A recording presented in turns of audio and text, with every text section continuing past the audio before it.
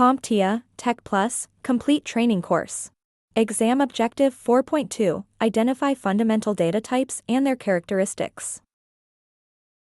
In the context of computer programming and databases, a data type is a classification or category of data that determines the type of operations that can be performed on the data and the storage format to be used for that data.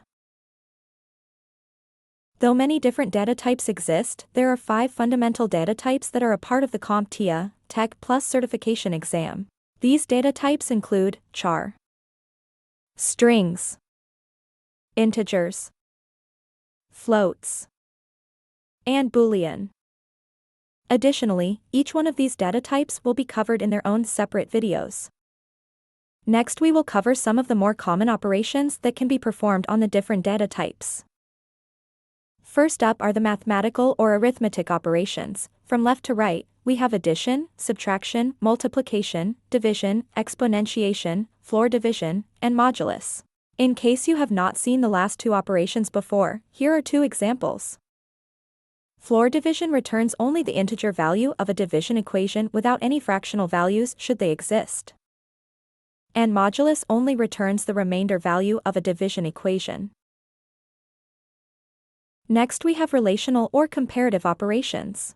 From left to right, there is equal, not equal, greater than, less than, greater than or equal to, and less than or equal to. These operations are used to compare 2 values. We will close out this video segment with logical operations. Logical operations use keywords like and, or, and not to combine multiple conditional statements. These conditional statements will result in a true or false output. For our example, if x was set equal to 6, 6 would be less than 10 and 6 would be greater than 4. So this statement would evaluate to true.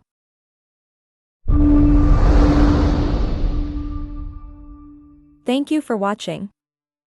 Subscribe for more great content.